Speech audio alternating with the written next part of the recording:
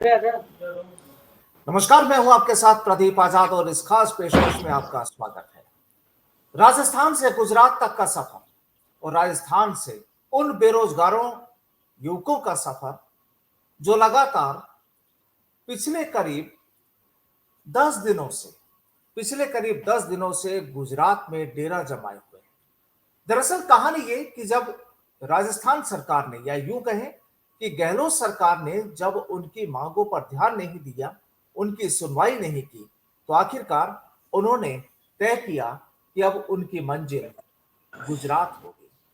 दरअसल गुजरात में जो आने वाले इलेक्शन है, गुजरात कांग्रेस में सीनियर ऑब्जर्वर के तौर पर राजस्थान के मुख्यमंत्री अशोक गहलोत को तैनात किया गया है। वो वहां की व्यवस्थाएं देख रहे हैं। पूर्व मंत्री राजस्थान के रघु शर्मा वो गुजरात में मौजूद हैं। तो यहां पर कहानी शुरू होती है राजस्थान के उन युवकों की कि जब अपने ही सूबे में, अपने ही प्रदेश में जब उनकी सुनवाई नहीं हो रही, तो क्यों ना गुजरात के लिए कूच किया जाए। और पहुंच गए काफी तादाद में राजस्थान से युवक गुजरात। लगभग 10 दिन हो चुके हैं और इन 10 दिनों में कई समस्याएं भी आई, नेताओं से मुलाकात भी हुई, लेकिन आज भी ये युवक उपेंद्र यादव की लीडरशिप में गुजरात में ही जमे हैं। आखिर क्यों, वजह क्या हुई और इन 10 दिनों में क्या रहा अभी तक की वार्ताओं का सफर, या इनकी मांगों पर क्या कोई बातचीत हुई या नहीं हुई, और क्या है अब इन युवाओं का प्लान। इसी मुद्दे पर बातचीत के लिए हमारे साथ मौजूद है सीधे गुजरात से उपेंद्र यादव। उपेंद्र जी, लगभग 10 दिन का वक्त हो चुका है और क्या कहानी चल रही है अब, और क्या वहां पर हो रहा है, और क्या अब तक रहा 10 दिन में।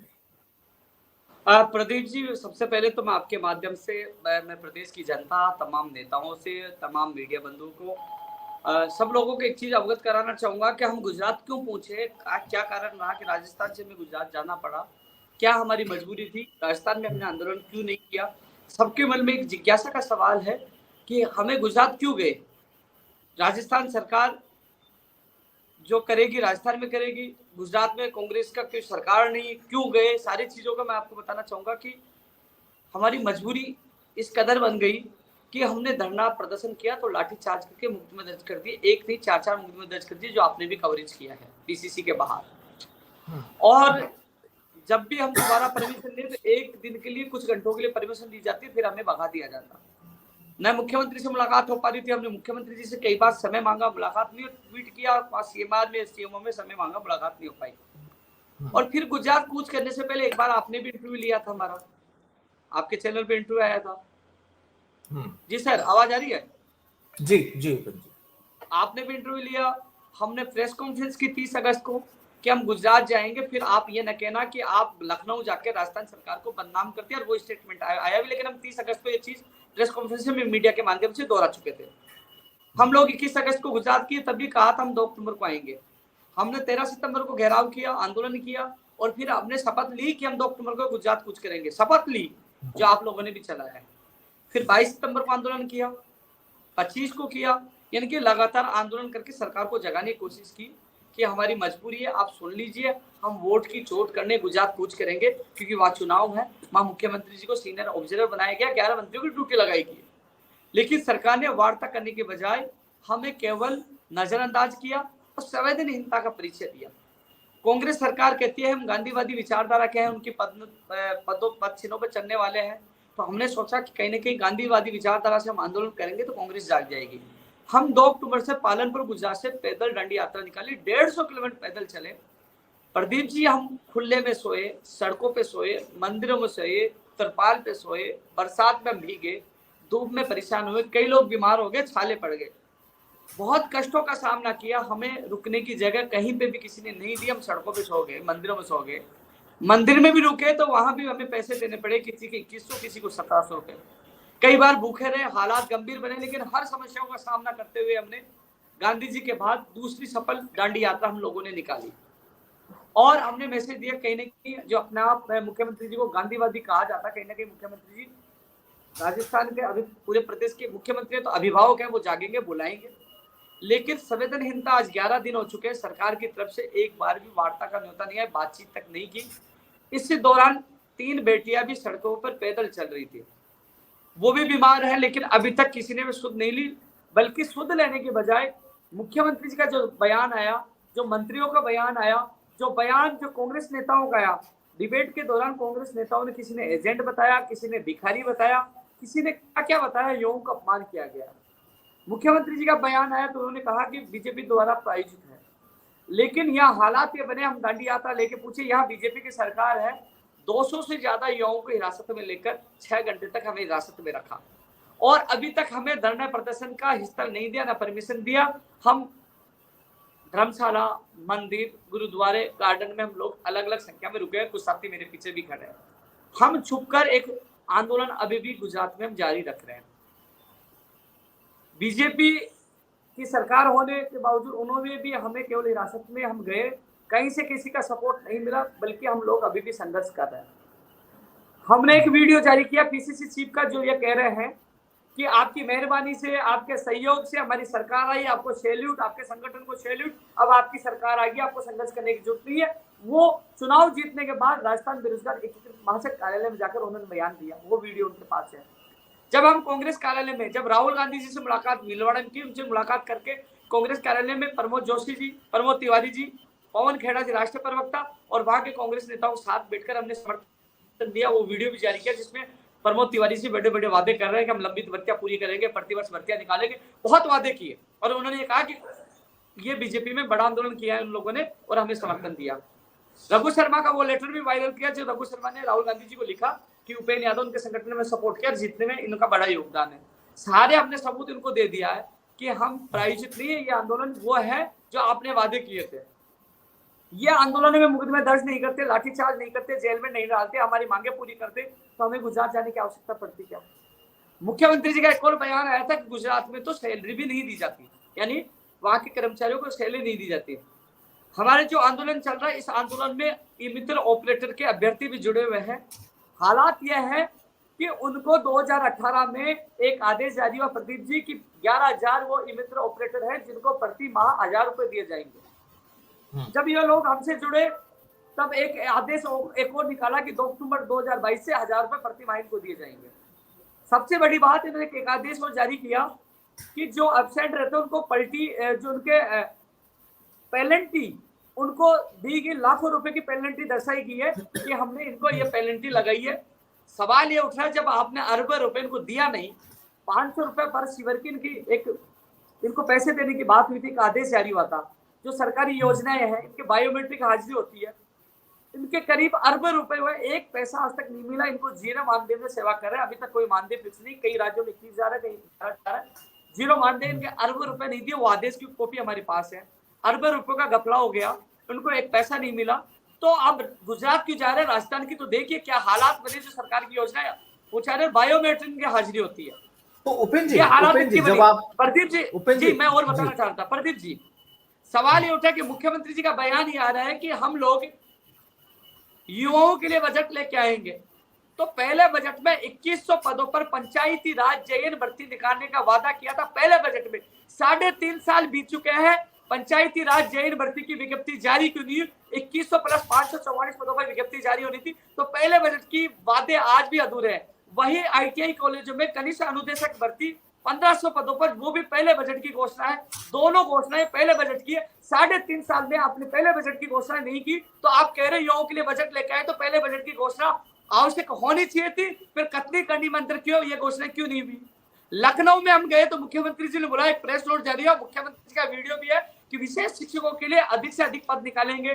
4,500 रुपए फाइल चली, वापस भेज दी, वो वादा अधूरा है। ओबीसी ईडब्ल्यूएस की वजह से सुनील जैसे कई अभ्यर्थियों को चयनित अभ्यर्थियों को बाद किया जा रहा है। ओबीसी आरक्षण की विसंगतियां हैं। इसके अलावा जो कंप्यूटर अनुदेशक भर्ती में जो शिथिलता की मांग को लेकर आपने भी देखा होगा, 15 दिन तक तमाम कांग्रेस के एमएलए मंत्रियों के घर पर वो डेरा डाले, पैर पकड़ लिए, हाथ जोड़ लिए। मंत्रियों ने खोल करने के बजाय सीएम से नहीं मिलवाए, वो थक कर वो हमारे साथ आए, क्योंकि पहली ऐसी राजस्थान की भर्ती है जिसमें 3 से 4,000 पद खाली रहे, क्योंकि paper out of syllabus GATE और नेट का था। 3-4 हजार पद खाली है। आज बेरोजगारी की इतनी मारा मारी है, 80 से 85-90% तक कट ऑफ जारी है, 40% नहीं बन पा रहे। सीटें खाली है, वो भरनी चाहिए थी। वो 15 दिन तक वहां हाथ जोड़े, पूजा की उन लोगों की, लेकिन वो नहीं जाके गूंगे बहरे बन गए। तब भी हम आंदोलन में आए। 1 लाख पदों पर भर्तियां निकालने का वादा किया, उनका भर्ती करनी है। Radiographer, lab technician, ECC, CHO, उनकी विज्ञप्ति आज तक जारी नहीं हुई। पेपर लीक हुए, वो अभी तक पकड़े नहीं गए, उनकी स्कूलों की मान्यता रद्द नहीं हुई। बेरोजगार में मुकदमे दर्ज कर दिए गए।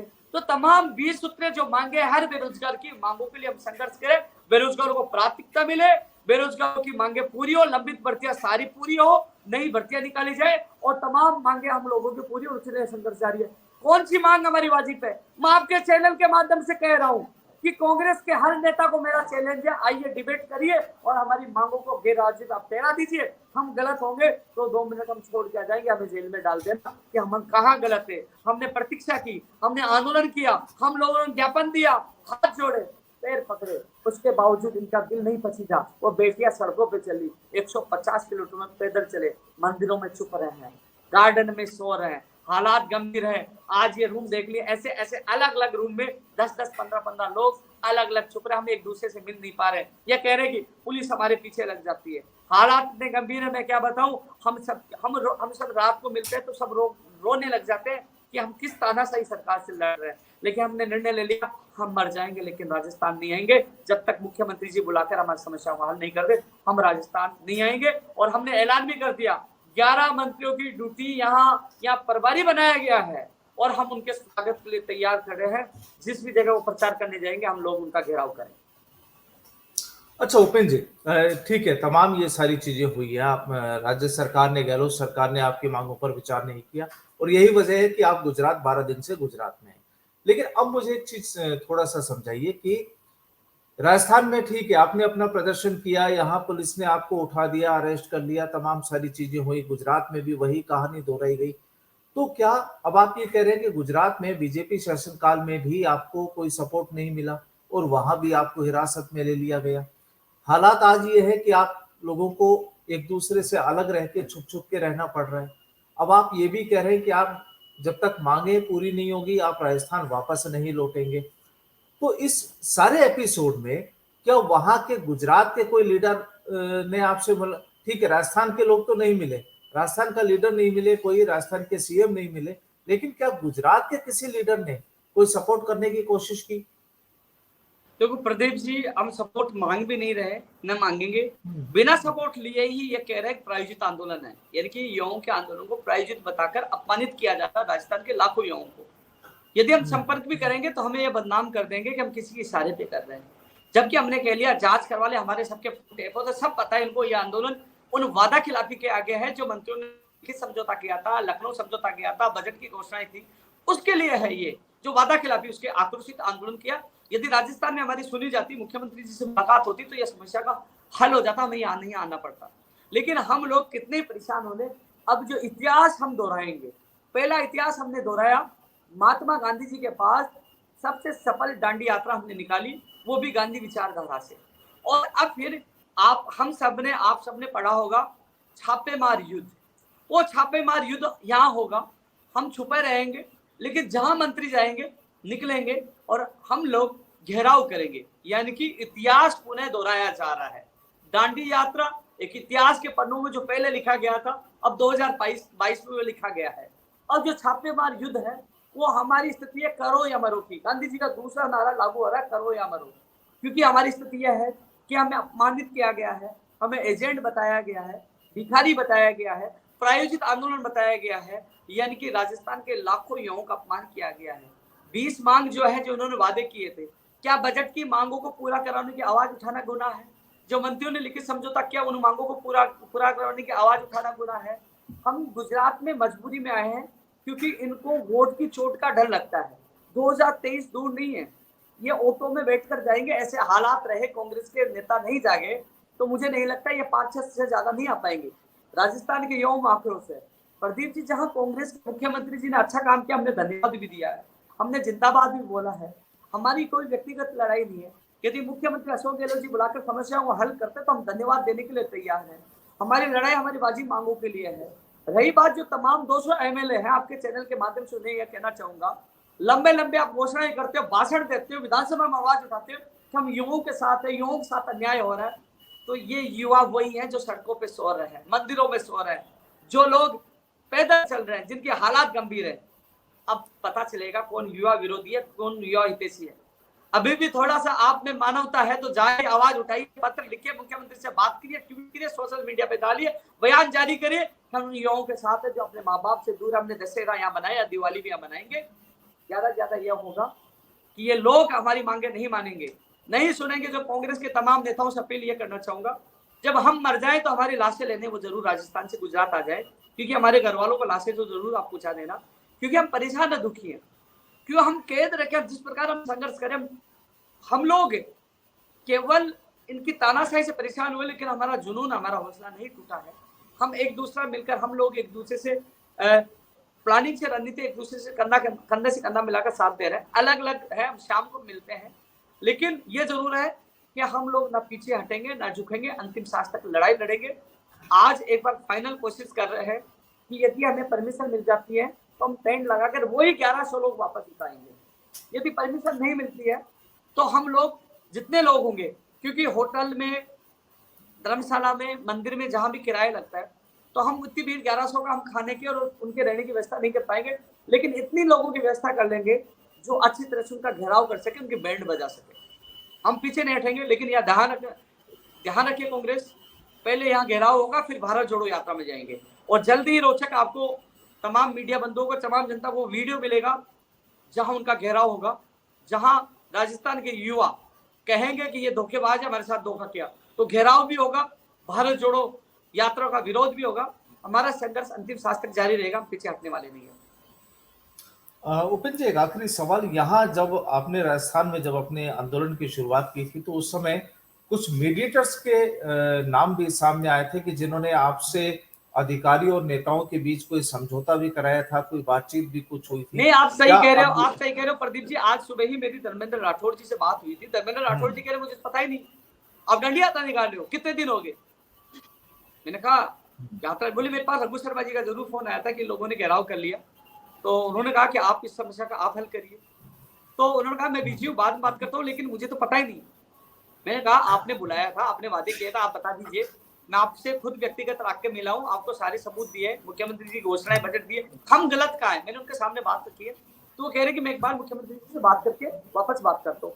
तो हमने ये कह दिया कि हम किसी भी अधिकारी से बात नहीं करेंगे, तमाम प्रतिनिधि मुख्यमंत्री जी से बात करकर हमारे समस्याओं का हल करवाने चाहते हैं। जब तक मुख्यमंत्री से तमाम युवाओं के प्रतिनिधियों की मुलाकात नहीं हो जाती, हम राजस्थान नहीं आएंगे। और ये जरूर है कि आंदोलन बड़ा हो चुका है। जब आपने देखा होगा कि जब हिरासत में लिया गया तो 4.5 लाख ट्वीट हुए, पूरे देश में ट्रेंड हुआ, वर्ल्ड में 14 नंबर पर ट्रेंड हुआ। ये मैसेज तो कांग्रेस नेताओं तक जा चुका है कि उपेंद्र यादव अकेला नहीं है, उपेंद्र यादव के साथ लाखों युवा है। प्राय प्रदेश में 1100 लोग जब दांडी यात्रा निकाल कर पहुंच सकते हैं, आप सोच लीजिए बड़ी संख्या होती है। यहाँ के 1100 लोग और वहां के 50,000 बराबर है राजस्थान में इकट्ठा करना। और हम तो उपेंद्र जी, अब आपका नेक्स्ट क्या प्रोग्राम है, अब क्या प्लानिंग क्या है आपकी? प्लानिंग यही है कि हम लोग इंतजार कर रहे हैं, जो कांग्रेस के 11 नेता हैं, मुख्यमंत्री जी का, सबका हम स्वागत करेंगे गुजरात में। और जहां वो आएंगे उनसे मिलेंगे, पहले बात करेंगे, बात से नहीं माने तो फिर हम घेराव करेंगे, विरोध करेंगे। हमने ये तय कर लिया है या तो जीतेंगे या मरेंगे, क्योंकि हमारे पास इज्जत था, हमारे पास जो सब कुछ था, उन्होंने एजेंट, भिखारी, प्रायोजित आंदोलन बताकर हमारी इज्जत के साथ खिलवाड़ किया है, हमें अपमानित किया है। तो अब ये लड़ाई हमारे स्वाभिमान की और इज्जत की है। इस लड़ाई के लिए हम जान भी दे देंगे, पीछे नहीं हटेंगे, अंतिम सांस तक लड़ाई लड़ेंगे। प्रदीप जी, आपने भी देखा होगा, आपके चैनल पे भी इंटरव्यू हुआ था, लगातार एक सवाल आपने भी पूछा था, तमाम मीडिया के साथी पूछते, उपेंद्र जी आप आंदोलन करते हो, आपको बुलाते आप वार्ता करके आ जाते हो, अधिकारी बुलाते आप पीछे क्यों हट जाते हो? अब इस बार हम पीछे नहीं हट रहे, अधिकारी से वार्ता नहीं करे, सीएम से वार्ता करके समस्या हल करवाना चाहते हैं। अंतिम सांस तक हम लड़ाई लड़ रहे हैं, लेकिन इस आंदोलन को बदनाम किया जा रहा है। मैं आपसे निवेदन करूंगा कि हमारे वो वीडियो आप दिखाए, जो पीसीसी चीफ बोल रहा है कि आपके मेहरबानी से, आपके सहयोग से हमारी सरकार आई है, आपको धन्यवाद, आपको सैल्यूट, वो वीडियो दिखाइए। जो समर्थन लिया वो वीडियो दिखाइए, राहुल गांधी से मुलाकात की वो दिखाइए, और जनता को सच बताइए कि ये युवा वो है जिन्होंने समर्थन दिया था कांग्रेस को, सत्ता में लाने का काम किया था, जिन्होंने साथ दिया था। ये वो युवा अभी नहीं है जो राजस्थान से कितने युवा युवा आपके साथ है? राजस्थान के कितने लोग आपके साथ हैं उपेंद्र जी? राजस्थान के लाखों युवा साथ हैं। यदि हमें जगह मिलती है तो हजारों लोग यहाँ पहुंच जाएंगे। फिलहाल हम लोग आर्थिक आधार पर हम लोग अलग अलग जगह रुके हुए हैं, और जिस दिन मंत्री आएंगे उस दिन वो पूरे राजस्थान को पता लग जाएगा कि हम तो लोग क्या क्या करने वाले। पुलिस को आपकी सर्च है वहां पर गुजरात में? पुलिस ने यहाँ परमिशन नहीं दी है, लेकिन ये अच्छा। जरूर है कि हम लोग न रुकेंगे न झुकेंगे, अंतिम सांस तक संघर्ष करेंगे, क्योंकि ये युवाओं के भविष्य की लड़ाई है।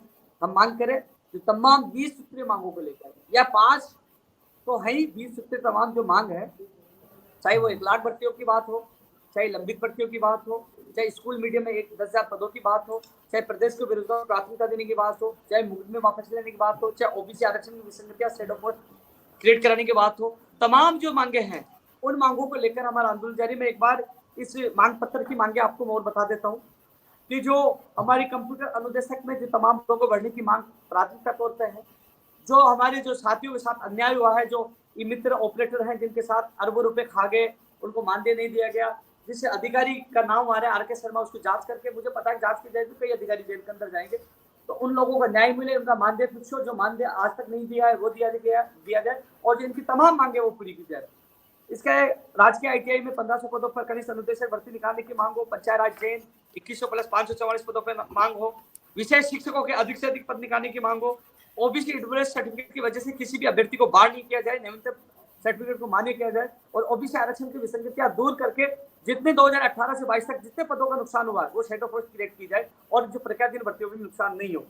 Radiographer, lab technician, junior accountant, कृषि प्रेक्षक, LDC, RS, ECG, SI, CHO, सूचना सहायक, प्रोग्राम दंशिकेशन, नर्स ग्रेड 2, एनएम, पशुधन सहायक, OT technician, stenograph, APRO, PRO, Jaldhari सहायक कृषि अधिकारी, चतुर्सैनिक कर्मचारी, कॉलेज पीटीआई, लाइब्रेरियन, जलदाई विभाग, ये भर्तियों की विज्ञप्तियां निकाली जाए। साथ में राज्य सरकार द्वारा 1 लाख पदों पर जो घोषणा की गई उनका वर्गीकरण कर उनकी भर्तियों की विज्ञप्तियां जारी की जाए, और लंबित भर्तियां से शिक्षक भर्ती 2012 हो, चाहे प्रयोगशाला सहायक भर्ती 2018 हो, प्रयोगशाला सहायक भर्ती में कई लोगों की ज्वाइनिंग बाकी है बिल्कुल वो बिल्कुल पूरी की जाए। बिल्कुल। प्राइवेट और सरकारी यानी नौकरियों में प्राथमिकता दी जाए, युवा बेरोजगार आयोग स्थापित किया जाए, इंटर्नशिप रद्द की जाए, जो बेरोजगारी भत्ता देने में 4 घंटे की इंटर्नशिप लागू कर दी वो की जाए, कृषि व्याख्याता में सभी विषयों को शामिल किया जाए, इंग्लिश मीडियम वाला फर्जी डिग्री डिप्लोमा के खिलाफ कानून लाया जाए, जो मंत्रियों को समझौता था लेकिन वो पूरा किया जाए, लखनऊ समझौता पूरा किया जाए, सीटी से Rajasthan police, LDC, junior accountant भर्ती को बाहर किया जाए, तो नर्सिंग भर्ती सवाल 2013, ये सवाल तमाम जो उपेंद्र मांगे जी, वो पूरी करने की मांग बिल्कुल हमारी जारी है। सवाल जी सवाल यही है कि ये फहरिस्त लंबी है जो राजस्थान से शुरू होकर जब राजस्थान में मांगे नहीं सुनी गई, बात नहीं की गई, तवज्जो नहीं दी गई, तो ये कारवां फिर गुजरात तक पहुंच गया। और गुजरात में जो पूरा हिसाब किताब है, यहाँ उपेंद्र यादव जो सीधे तौर पर कहते हैं कि या तो मांगे मान ली जाए, अगर मांगे नहीं मानी गई